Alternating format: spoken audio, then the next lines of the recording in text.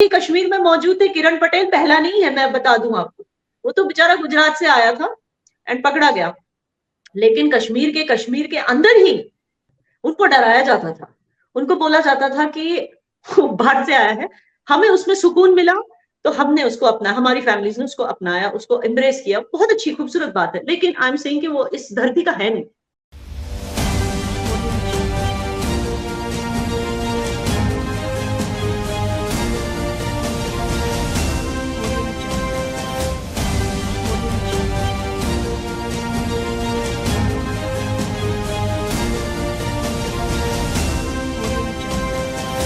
नमस्कार दोस्तों, मैं हूँ आपके साथ अंबर सैदी और मेरे साथ में है याना और सबकी जानी बचानी और बहुत ही बोल्ड एंड ब्यूटीफुल एक बार फिर से हमारे साथ हाजिर है और हम बात करने वाले हैं।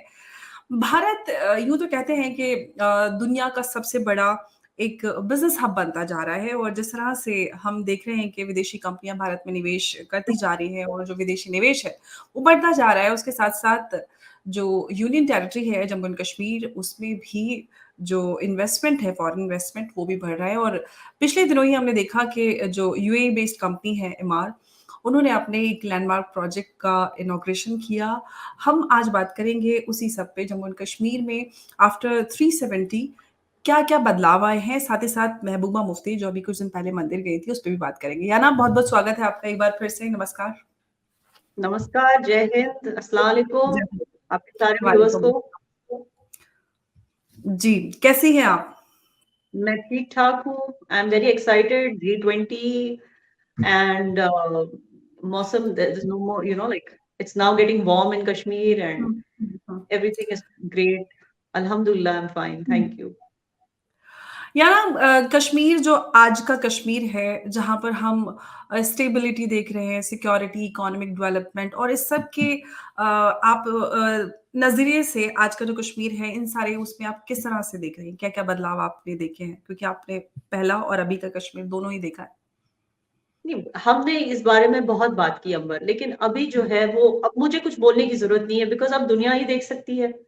आप देखिए, एब्सोल्युटली। बजट, जो अदानी अदानी को लेके जो चर्चा चल रही थी, उसके बीच में भी कुछ 1 लाख करोड़ का बजट जो है गवर्नमेंट ने जम्मू कश्मीर यूटी के लिए सैंक्शन किया है।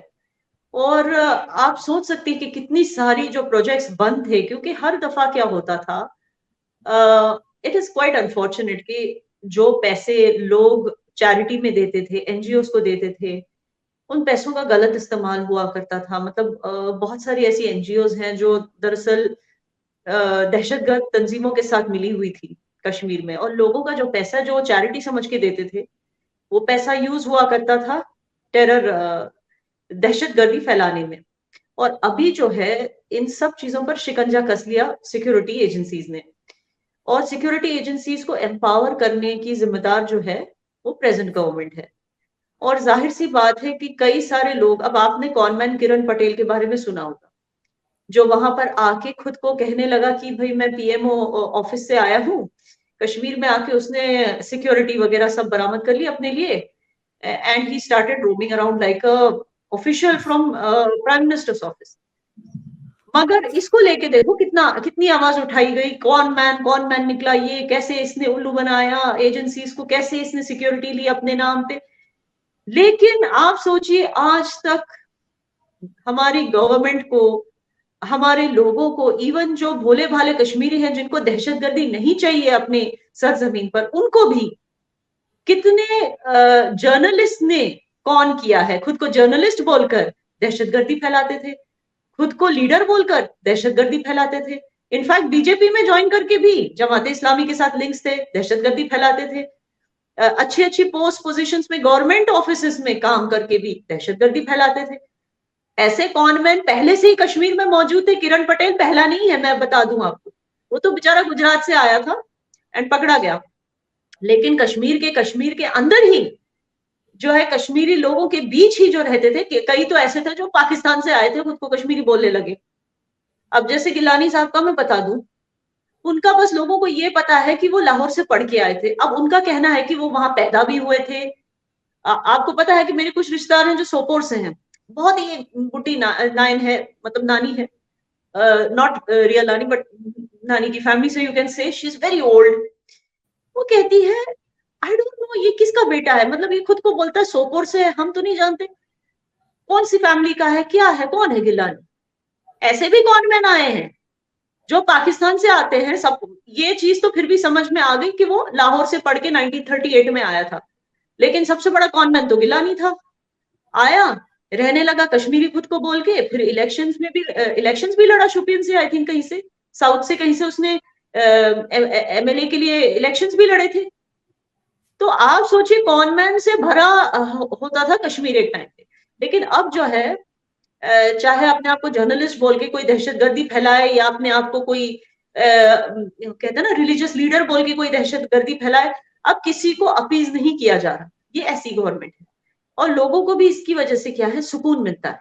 एक they can look forward to a life of sukoon and progress, मतलब वो इस चीज की उम्मीद कर सकते हैं कि हमारी भी जिंदगी आगे बढ़ेगी सुकून से, जस्ट लाइक अदर स्टेट्स। क्योंकि द आम जो कश्मीरी है वो तंग आ चुका था इन बढ़ते कॉन्फ्लिक्ट्स की वजह से, एंड नाउ फाइनली हमें राहत मिली है।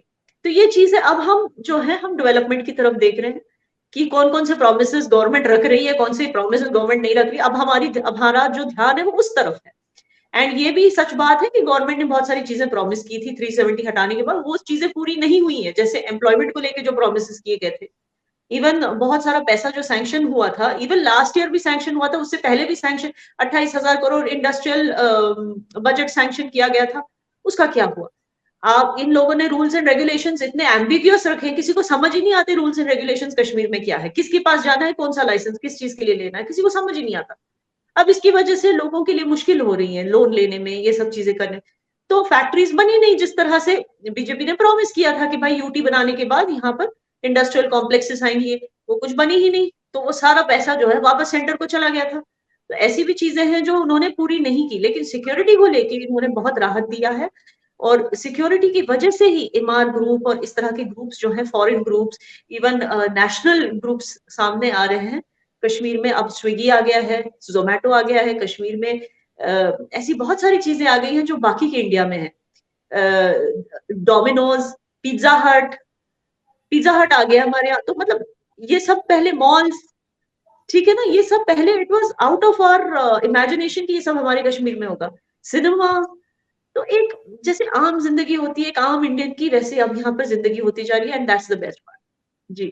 अच्छा याना, एज विमेन मैं आपसे ये सवाल पूछूं, क्योंकि आप कश्मीरी भी हैं और एक महिला भी हैं। तो जो ये सोशो इकोनॉमिक डेवलपमेंट है कश्मीर में, इसमें महिलाओं की क्या भूमिका निकल कर आ रही है? कितनी औरतें, कितनी महिलाएं कश्मीर से इस धारा में जुड़ रही हैं? देखिए पहले से ही औरतें जो है they have always been on the front foot. मैंने हमेशा कहा है कि despite being a Muslim dominated state, औरतें कभी पीछे नहीं रही हैं। एजुकेशन के मामले में हो, किसी में भी जो पेरेंट्स हैं, Kashmiri parents have never actually differentiated between sons and daughters, ये हमारे कल्चर में है ही नहीं, ठीक है ना। तो मगर एक ही चीज है कि व्हेन इट कम्स टू दहशतगर्दी या ड्रग्स, तो औरतों को बोलने का हक नहीं होता था। अगर वो देख रही है कि उसका भाई या उसका शोहर गलत रास्ते पे चल पड़ा है, चाहे वो दहशतगर्दी की तरफ हो या ड्रग्स की तरफ, वो कुछ बोल नहीं पाती थी। She was allowed to be independent, she was allowed to make money, but she was not allowed to make any decisions for the house. She was not allowed to tell anyone what to do. In fact उस पर वो थोपा जाता था कि कहाँ पे शादी करनी है, किससे शादी करनी है, ये चीजें। तो ये सब चीजें अब हट रही हैं, बिकॉज नाउ इसी पहले क्या होता था, हमारा जो स्टेट सब्जेक्ट सर्टिफिकेट हुआ करता था, उस पे औरत की पहचान ही नहीं होती थी। उस पे लिखा होता था so and so, son of so and so, there was no daughter of, there was no wife of. अब वो चेंज हो गया है। सो औरत को एक पहचान मिल चुकी है। दूसरा, इनहेरिटेंस पहले औरतों को मिलता था, मगर वो भी थैंकफुली वो एक अच्छा काम था जो डॉक्टर फारूक अब्दुल्ला साहब ने किया। वो लड़े थे इस चीज के लिए, लेकिन he could not succeed completely. फिर भी ये चीज थी कि औरत के नाम पे इनहेरिटेंस हो सकती है, लेकिन अगर उसने कश्मीर के बाहर शादी की तो नहीं हो सकती। तो फिर क्या होता था कि लैंड माफिया वगैरह वो सब आकर बेचारे बूढ़े माँ बाप से उनकी लैंड छीन लेते थे कि वैसे भी आप अपनी बेटी को नहीं दे सकते क्योंकि उसने बाहर शादी की है। ऐसी चीजें हुआ करती थी। तो ये सब चेंज हो गया, एंड औरतों को अब इनहेरिटेंस राइट्स मिल गई। जाहिर सी बात है औरतों को अभी एक मुंह में जुबान मिल गई। Now they can be decision makers, now they are on the forefront of the economy. अब अगर उनको कुछ गलत होते हुए दिखता है तो वो कह सकती है। कई बार ऐसे भी होता है ना कि घर में फॉर एग्जाम्पल सिर्फ औरत ही एक है, एक बेटी है जो नेशनलिस्ट है, बाकी सारे गलत रास्ते पर है। अब उसको वो पावर आ गई कि वो बोल सकती है आप देश के खिलाफ जा रहे हो, पापा भैया जो भी, आप देश के खिलाफ अपने बच्चों को बोल सकती है कि देश के खिलाफ काम मत। पहले उनको बोलने का हक नहीं हुआ था। अब आपको पता है कुपवारा जैसी जगहों पे जो बॉर्डर्स पे होते थे, Kupwara is a district but उसकी कई जो इलाके हैं वो बॉर्डर एरिया में, वहां पे जबरदस्ती घरों में घुस के एक बच्चे को लिया जाता था। बोलते थे जिहाद के लिए हर एक घर को एक बच्चा देना होता था। अब ये सब रुक गया है। वुमेन हैव, तभी तो औरत के मुंह में जुबान नहीं होती थी ये बोलने के लिए मैं नहीं दूंगी अपना बच्चा। ठीक है, I am a Muslim, I believe in Allah, I believe in my religion, लेकिन आई डोंट बिलीव कि ये जिहाद हो रहा है। उसको ये बोलने का हक नहीं दिया जाता, लेकिन आज उसको वो हक है। आप सोचिए ना, जिस स्टेट में चीफ मिनिस्टर एक औरत रह चुकी है, वो स्टेट जाहिर सी बात है कि औरत को लेके कहीं कहीं कमियां थी, लेकिन वो कमियां आज पूरी हो गई। जी जी, याना आपने उन चीफ मिनिस्टर की बात की, तो अभी वो आपकी एक्स चीफ मिनिस्टर भी कुछ दिन पहले मंदिर का उन्होंने दौरा किया और मंदिर में हमने देखा कि शिवलिंग पर वो जलाभिषेक करते हुए नजर आई। महबूबा मुफ्ती की मैं बात करी, महबूबा मुफ्ती मुफ्ती मोहम्मद सईद की बेटी, जो कि माने जाते हैं कि जो अनंतनाग में 1986 में हिंदू जेनोसाइड हुआ, उसके लिए उसको जिम्मेदार माना जाता है। और बड़े-बड़े जो मीडिया हाउसेस हैं, उन्होंने इस पे रिपोर्ट्स भी लिखी हैं, तो इसमें कोई एम्बिग्यूटी नहीं है या कुछ ऐसा नहीं है कि इधर-उधर की बात हो। तो उनकी बेटी मंदिर में जलाभिषेक करती नज़र आई। कश्मीर में इसका क्या रिएक्शन है इस पूरे सी मूवमेंट आई का? टेल यू, कश्मीरीज पहले से ही सेक्युलर लोग हैं। उनको डराया जाता था, उनको बोला जाता था कि भाई ज्यादा हिंदुओं की तरह करोगे तो फिर तुम शिर्क कर रहे हो, या मतलब तुम मुशरिक हो गए हो, या मतलब मुस्लिम नहीं रहे। ऐसे उनको गिल्टी फील कराया जाता था कि ज्यादा अगर तरफदारी करोगे हिंदुओं की या ज्यादा उनकी कल्चर में घुलोगे मिलोगे तो तुम्हारी जो इस्लामियत है वो कम हो जाएगी। तो अनफॉर्चुनेटली क्या है, कश्मीरी अपना सेक्युलरिज्म छुपाने लगा था, जबकि हर एक कश्मीरी खुशी से जो है पंडितों के त्योहारों में जाता था, पंडितों की शादियों में जाता था। जब कोई पंडित फैमिली में इंतकाल हो जाता है तो उनकी जो लास्ट राइट्स हैं उनको कंधा देना, ये सब एक कश्मीरी मुसलमान कर चुका है। कश्मीरी जो गांव में जो मंदिर हैं, वहां पर कश्मीरी मुसलमानों ने खुद एक बार, जब टेररिस्ट जो है फॉरेन टेररिस्ट आते हैं मंदिर डिस्ट्रॉय करके चले जाते हैं, लेकिन वहां रहने वाले कश्मीरी मुसलमान अपने सर पे पत्थर उठा के, अपने सर पे मूर्ति उठा के फिर से उसको वहां पे स्थापित करते हैं, फिर से उस टेम्पल को रिक्रिएट करते हैं, रेनोवेट करते हैं, रिफर्बिश करने में हेल्प, ये सब काम वो करते हैं। लेकिन उन्हें डराया जाता था कि भाई तुम ऐसे काम कर रहे हो, ये तो हराम है, अस्तगफिर है, ये कैसे काम कर रहे हो। लेकिन आज महबूबा जी ने ये करके मेरी जो है उनके लिए बहुत रिस्पेक्ट बढ़ी है just from this gesture. I am not saying कि इसकी वजह से मैं उनको ट्रस्ट करने लगी हूँ या उनकी इरादों को ट्रस्ट करने लगी हूँ, लेकिन ये जेस्चर जो है इससे जो बाकी जो कश्मीरी है जो सचमुच एक्चुअली दिल से सेक्युलर है, उनको एक ना एनकरेजमेंट मिलेगी कि we don't need to hide our secularism just to show that we are great Muslims. हमें अपनी सेक्युलरिज्म हाइड करने की जरूरत नहीं है। ये चीज जो है उनके करने से सामने आई है। और दूसरा, उनका ये करना जरूरी भी है। आई टेल यू व्हाई अंबर, जो शोर मचता है ना, अरे भाई हमें बोला गया जय श्री राम बोलेगी, अरे यार दुबई के शेख सुल्तान ने, उन्होंने जब क्लियरली जय सिया राम बोला है, वो भी खुशी से हिंदूज को वेलकम करने के लिए, तो भाई जब जहां पर इस्लाम का आगाज हुआ है, जिस अरेबिया में, वहां के लोग जब, जिनको हिंदू जय श्री राम बोलने में प्रॉब्लम नहीं, यहाँ बड़े आए, अपने आप को पता नहीं किस मजहब का समझते हैं कि भाई जय श्री राम बोलना गलत है। तो ये चीजें actually these are very wrong, और ये एक यूनिटी के लिए बहुत खराब है कि भाई हम पर होली का रंग फेंक दिया। अरे तेजाब थोड़ी फेंका है, होली का रंग ही फेंका है। मुसलमानों को ये समझने की जरूरत है, और महबूबा जी ने ये एक एग्जाम्पल रखा है सबके सामने कि मुसलमानों को समझने की जरूरत है कि हम रहते हैं हिंदू लैंड में, बिकॉज आज हम मुस्लिम होंगे लेकिन एक जमाने में हम सबका जो डीएनए था, जैसे मोदी जी कहते हैं हम सबका डीएनए हिंदू ही है, तभी तो हम इंडियन हैं। Indian is an English word for Hindustani, ठीक है ना। तो ये चीज हमें भूलनी नहीं चाहिए, ये हमारे रिचुअल्स है, हमारे परदादा कर चुके हैं, हमारे एंसेस्टर्स कर चुके हैं, इसमें कौन सी शर्म वाली बात है। सो यही चीज है, यही चीज बिलावल भुट्टो ने भी की ही वाज आल्सो डूइंग अब पूजा अभिषेक जिसको कहते हैं, आई थिंक लास्ट ईयर का उनका एक वीडियो सामने आया where he was doing it.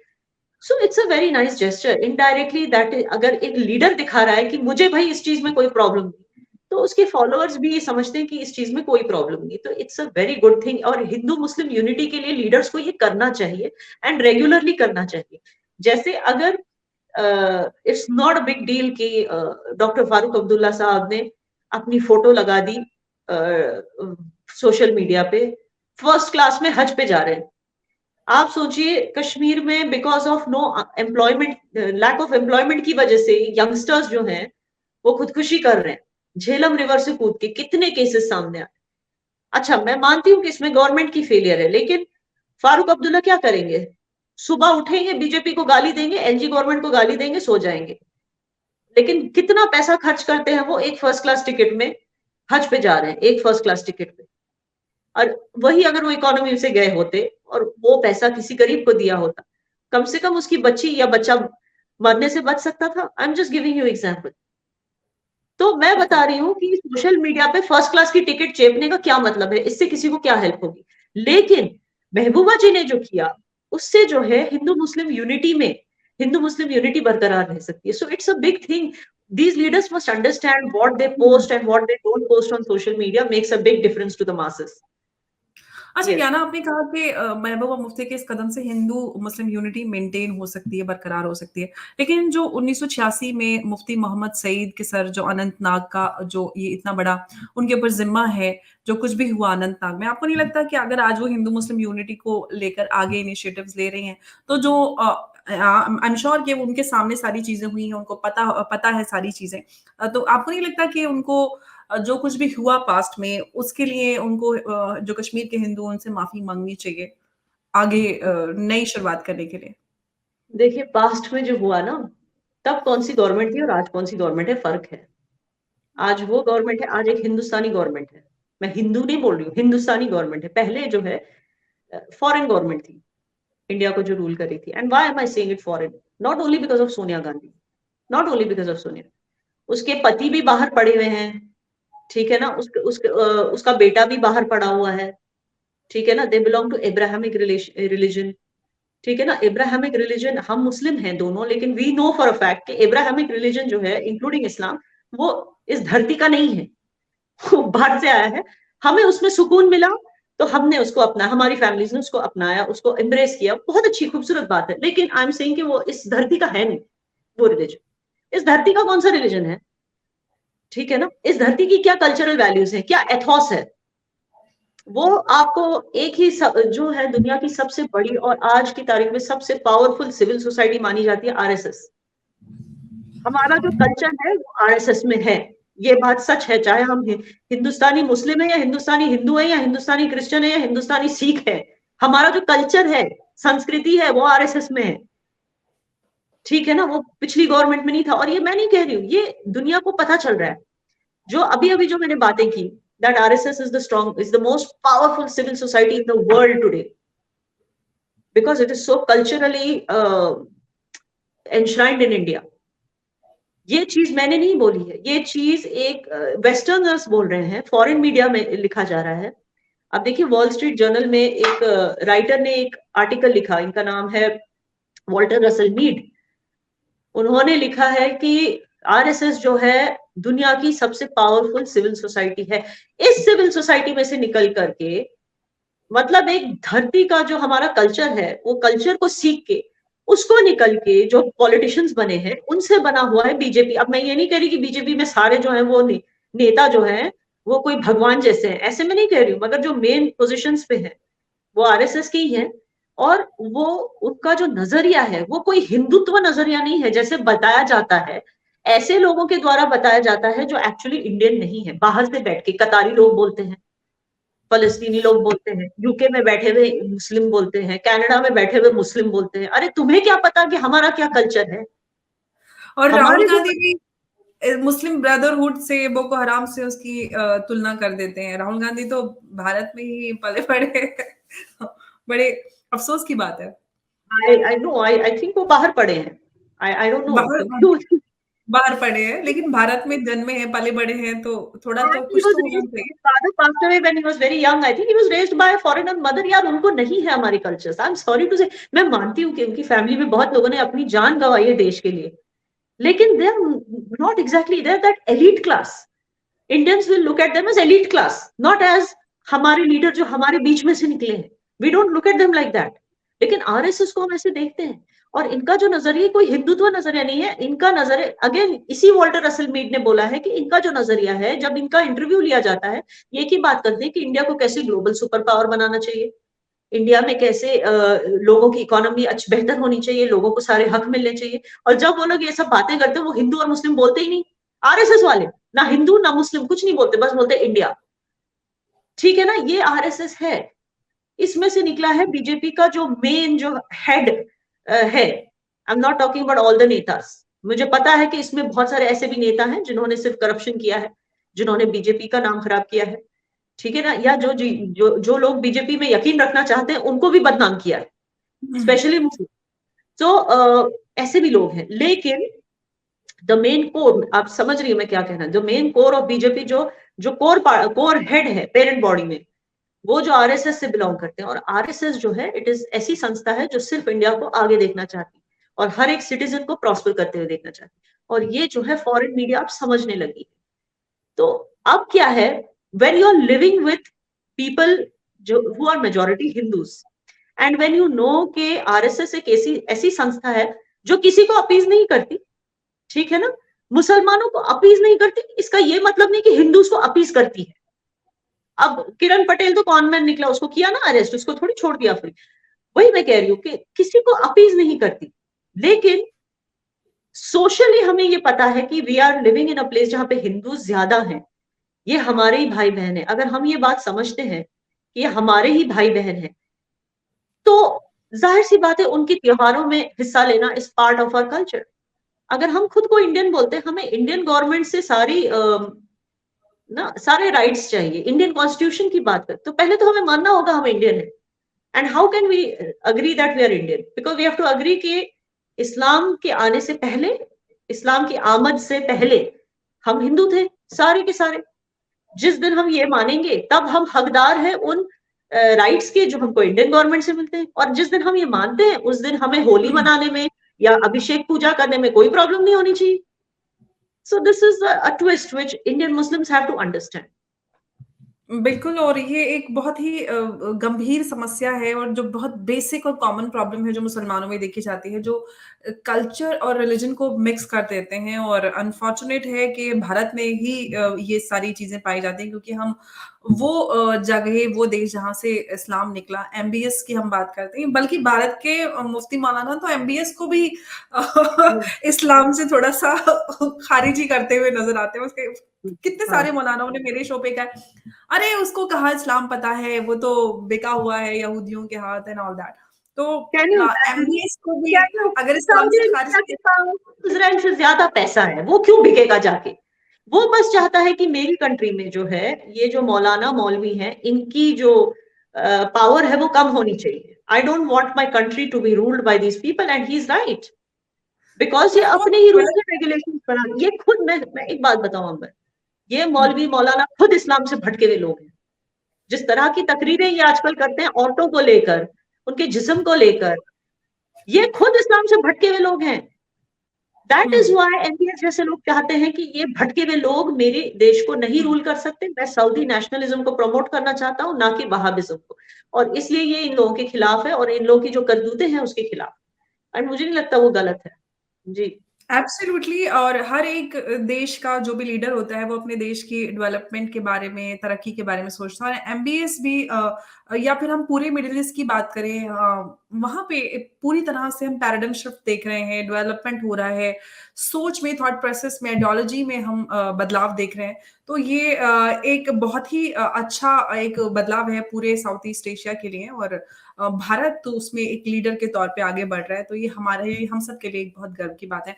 याना, बहुत-बहुत शुक्रिया, आप एक बार फिर से आप जुड़ी और हमेशा की तरह आपने बहुत ही खूबसूरती के साथ अपनी बात रखी. बहुत-बहुत शुक्रिया. नमस्कार. जय हिंद. नमस्कार. जय हिंद.